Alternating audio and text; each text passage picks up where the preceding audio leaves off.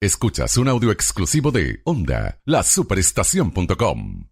4:19 de la tarde, así arrancamos la Liga de las Tardes, hacíamos el 3-2 con Antonio Díaz, pero yo creo que es súper oportuno el tema que vamos a abordar a continuación. Me hubiera gustado mucho que estuviera Adriana aquí conmigo porque es un tema interesantísimo y tiene que ver con las redes sociales, tiene que ver con el comportamiento, vamos a ser muy específicos, de los seguidores del deporte.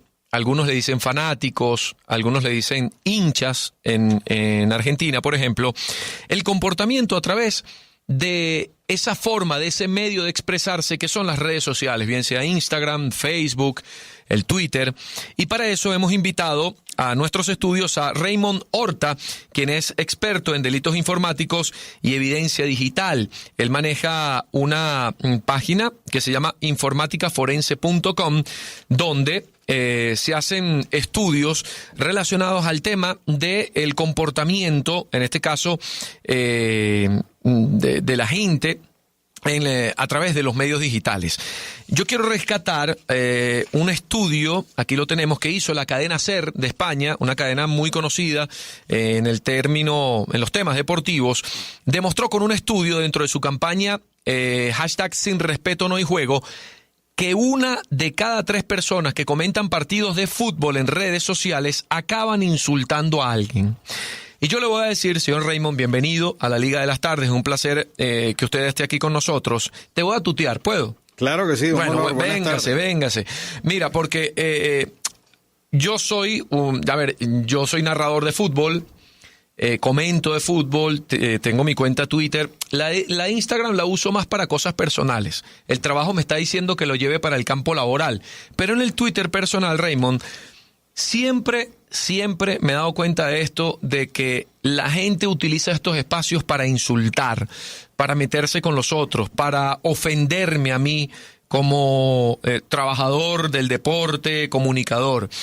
Y bueno, nos interesaría conocer un poco más de el por qué las redes sociales se han convertido en esto. Es prácticamente un estadio en el campo deportivo, lo que tú puedes decir en un estadio, pero a través de un medio digital. Bienvenido, Raymond, ¿cómo estás? Buenas tardes, un honor. Yo pienso que el tema del deporte está muy relacionado con las emociones, evidentemente. Claro. Y la manifestación de esas emociones muchas veces nos lleva a extralimitarnos. En el tema específicamente de las redes sociales, o la diferencia entre estar en el estadio y tal vez ver o ser testigo de lo que pasa en redes sociales, es que en el estadio tal vez el grito o el insulto o la burla pasa cuando en Twitter queda, en el ciberespacio queda, y eso se convierte en una especie de evidencia digital, y todo lo que hagamos en la red va a quedar allí y pudiera tener consecuencias legales o no, y es una de las cosas que podemos analizar, dependiendo de cuál sea el ánimo, porque no es lo mismo tal vez estar en esa onda de las rivalidades que las hay en muchos países. Específicamente nosotros aquí tenemos el Caracas Magallanes. Claro. En Instagram apenas está llegando la temporada, sabemos que empiezan las burlas, que lo bueno de ser de los Leones es que siempre estamos celebrando, o la burla contra los magallaneros. Pero fíjate que eso es una burla quizás sana. Es un intercambio de bromas, más que todo. Es interesantísimo el análisis legal de esa parte. Exactamente. Existe en derecho penal algo que te exime de responsabilidad, aunque estés insultando, aunque estés causando tal vez una ofenda, que es lo que se llama animus iocandi. Cuando tú dices algo en broma, eso no tiene consecuencias desde el punto de vista legal, pero tiene que estar muy claro que estamos en un entorno tal vez de esa competencia de tipo deportivo, donde esas burlas, digamos, son aceptadas, y en esos términos no hay ningún tipo de consecuencias. El tema es cuando ya pasamos a que sucede algo o dices algo y viene el insulto. Aquí entramos dentro de un marco legal distinto. Sí, Raymond, pero ¿cómo controlar desde un punto de vista jurídico esa batería, andanada de insultos que te llegan por una cuenta, bien sea por Twitter, por Instagram? Instagram es un poquito más cuidadoso como red social incluso con un tema de imágenes, de divulgación de situaciones a través de imágenes, porque Instagram es imagenología. En cambio, en Twitter no ha limitado la capacidad que puede tener cualquier persona para poder ofender de la manera más insultante posible a otro, ¿no? Te lo digo porque eso se nota rápidamente en Twitter. Vienen groserías, insultos, amenazas incluso. ¿De dónde, dónde se rompe ese límite entre lo permitido y lo ilegal, lo que te puede traer responsabilidad individual? Bien, a diferencia de los hooligans deportivos, donde hay un ataque tumultuario y a veces es difícil individualizar, si podemos tener bien la impresión de que algo está ocurriendo en masa, todas esas conductas son al final conductas individuales. Puede haber el efecto un delirio colectivo o una llamada a seguir esas malas acciones cuando uno empieza tal vez con un hashtag o cuando uno empieza con un insulto. Todo aquel que lo sigue puede, evidentemente estamos hablando de psicologías de masas, pero la responsabilidad es individual. Aquí estamos en presencia de y aquí entran en juego muchas normas.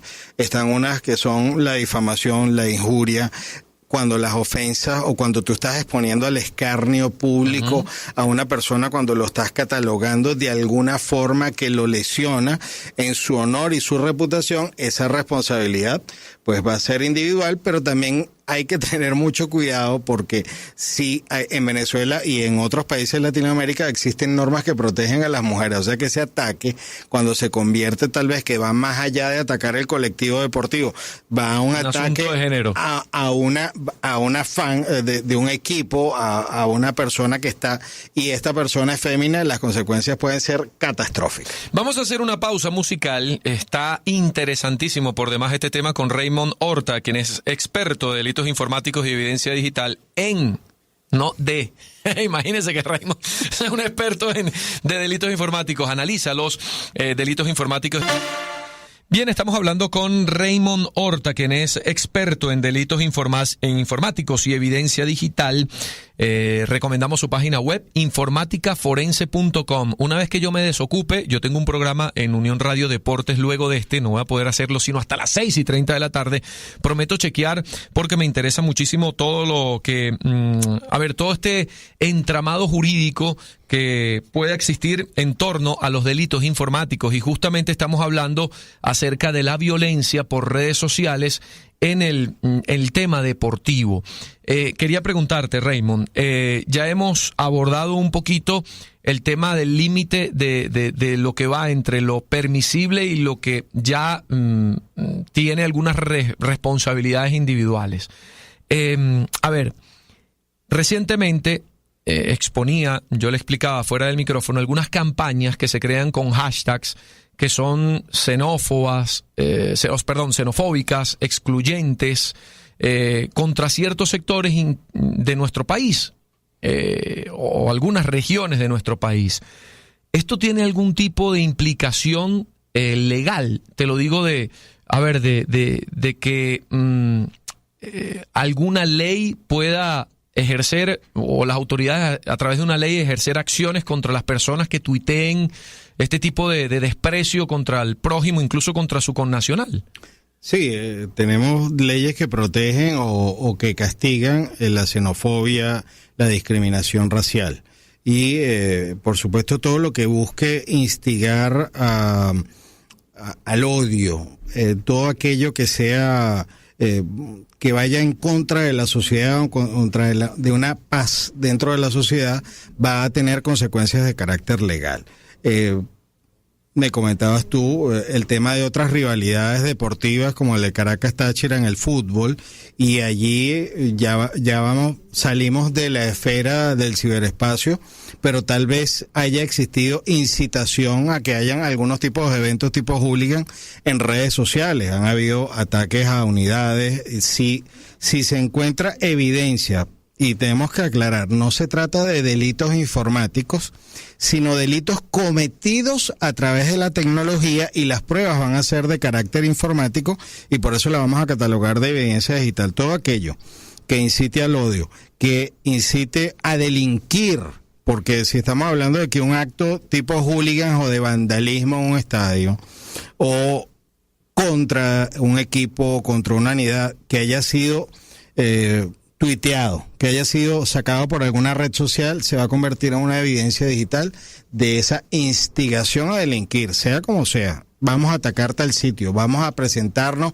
o vamos a alterar el orden público, que es otro de los tipos de una especie de convocatoria pudiera ser, que tenga claramente no fines pacíficos. Okay. Es decir, cuando exista algún elemento de donde se pueda deducir o haya algún indicio que esto se va a convertir en algo violento o a incitar el odio o a la violencia a través de las redes sociales, va a tener características de tipo penal y puede ser enjuiciado por el Ministerio Público, o se puede hacer una denuncia o puede actuar de oficio las autoridades.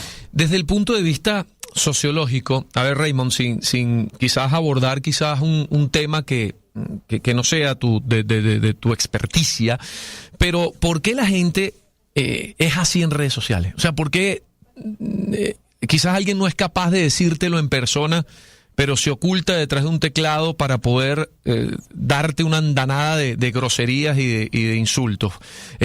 ¿Por qué hemos llegado a ese punto? Te lo digo, no solamente en Venezuela, incluso más allá del tema político, vamos a hacerlo desde el punto de vista deportivo, pero la gente encuentra en Twitter un refugio, una manera, un escondite para poder hacer sus fechorías, en este caso a través de decirte algo por un escrito. Sin que sea mi especialidad, como lo has dicho, lo he leído en mucha literatura, y eso obedece a lo que se llama el efecto pijama. Yo estoy en mi casa con mi vestimenta a punto de dormirme o levantándome en la mañana, me siento seguro detrás de mi teléfono o detrás de una computadora y hago lo que se me venga en gana a través de esas cuentas, sin pensar que yo estoy saliendo y todas esas ideas o malas ideas o desinformación o instigación al odio o insultos van a quedar afuera, van a tener un eco. Entonces, el que lo hace muchas veces piensa que estando en su casa no le va a pasar nada, piensa que no puede ser perseguido, y resulta que existen en Venezuela divisiones en los cuerpos de seguridad del Estado que están dedicadas única y exclusivamente a manejar todo lo que es evidencia digital y a buscar cómo sustentar acciones o cuando se inician investigaciones de carácter penal. Ya para concluir, interesante por demás esta conversación con Raymond Horta, quien es especialista en delitos informáticos y evidencia digital. A ver, más allá del tema digital, las responsabilidades también es de los medios de comunicación a la hora de generar matrices de opinión que terminan concluyendo en alguna acción contra la legalidad de parte de en este caso de los escuchas. Pueden existir maneras de incentivar el odio de una manera solapada. Te lo digo rapidito porque tenemos que despedir el segmento, Raymond. Estuve recientemente fuera de Caracas haciendo un partido para la televisión. Iba bajando al estadio, iba escuchando una emisora radial con bastante sintonía en el lugar donde estaba, y calificaban al equipo rival con insultos en una emisora radial, denigrando al equipo rival. ¿Eso puede tener responsabilidad legal? Por supuesto, puede tener responsabilidad tanto el locutor como el locutor directamente desde el punto de vista penal, y tal vez responsabilidad civil la emisora por haber permitido y no haber suspendido o no haber corregido ese hecho individual del locutor. Bueno, Raymond Horta, muchísimas gracias, Raymond, por acompañarnos hoy.